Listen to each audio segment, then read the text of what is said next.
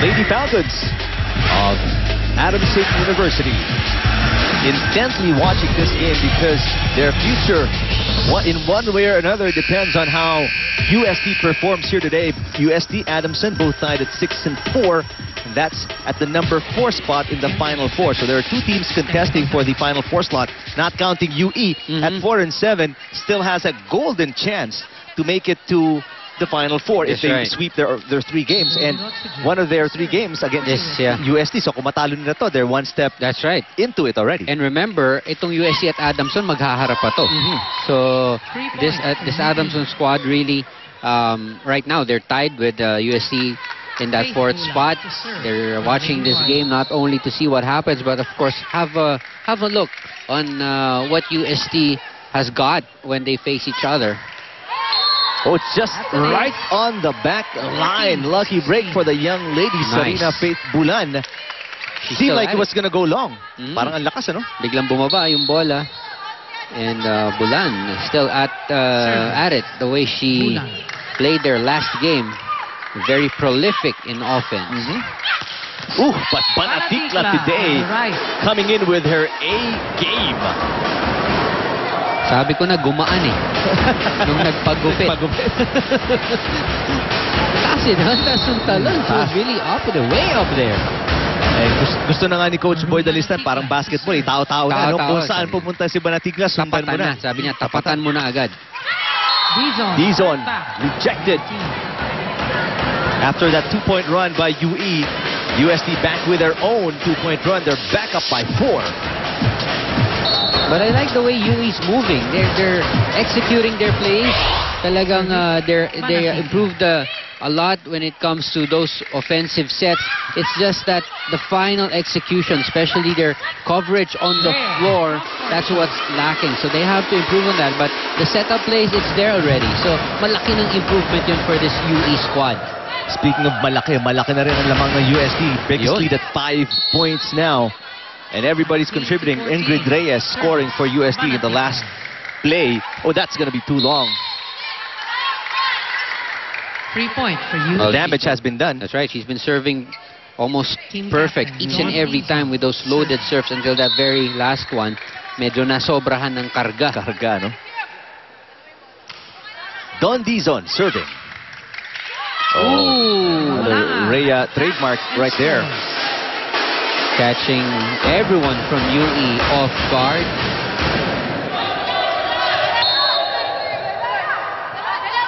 $20 serving 15. For UST. Always a reliable server si Makulangan. Binawian sila ni Mary Grace Masangkay. If you can do it, I can do it better. That's right. Doing the same thing to the UST defense. What's your flavor? Oh, itong mga setters natin ngayon, they're really offensive-minded. If they do get that chance, pag nakita nilang pwede, medyo yung receive is close to the net, they look at the defense of the opponent. Pag pwede, they do it right away. Before coaches magagalit yan, papagalitan yung setter. Wait mo, Di ba nangyari nung panahon mo? Madalas. Napakadalas.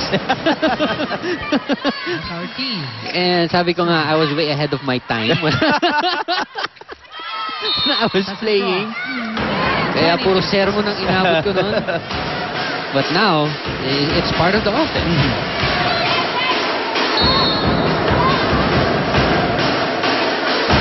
6 points is the UST lead here. Make that 5 with that awful serve coming from Micah Ortiz. 17-22. Pero UST in full control here, and it's going to take a little bit of a miracle if UE can come back here. They're down by 5. And UE will make that UST needing only 3 points to close this out. Fade away from Caballero. Hirotsuji, great defense by UE. Bulan flying in. Nice block. Tall blockers in the front. That's off the hands of Hirotsuji. Kitang-kita, and the referees award the point to UE. Masangkay, remember, that's their setter. Yeah, Masangkay is one of those rare setters this season na kayang pumalo, no? That's right. Again, if you did that in my time, yung hulog nga, yung palo pa. So, matinding sermon. Nice block from the veteran. Turn back. It was Bulan and Rosale jumping up. Excellent defense. UST. UE fighting back. Let's listen. Well, before that, take a look at this.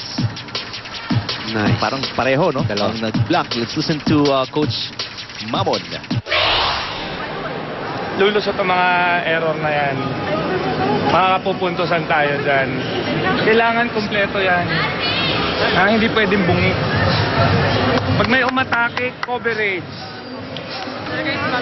Rhea, sumempo ka lang, huwag kang mauuna. Kailangan umatras ka, tapos sabayan mo yung bola papunta sa setter, ha?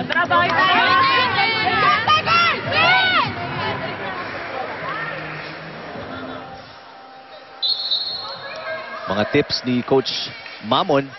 A little bit of adjustment for the players in a very crucial situation here. They're up by 3, but they need 3 to win. That's right, and UE is making a mini run right here, back-to-back points. Of course, Rosale and Bulan with that point off the block. Here's Reyes again, splits the blockers. Ganda ng depensa ni Dizon. Bulan. Di makulangan. Reyes from the other side. Reyes from one side to the other and finally successful on the second try. That's right, working very hard from both ends. Nice. Avoiding the Masangkay block. Timeout. Tumawag naman ng timeout si Coach Boy Dalistan. Pakinggan natin ang UE. Mag-ready ka. Okay. Pag hindi bumitaw, sumama dito yung dalawang blocker, ibigay mo kay Don. Alright? Ang bibigay mo yung bola kay Don hanggang dito lang, Don. Huwag kang manggigil. Or, sino pa nasa harap? Pag wala na, pag sumama yung dalawa, pag hindi ko bagat kay Kite, hindi binitawan siya, silipin mo, bumigay ka rito, targetin mo yan under rito. Tara. Kaya na.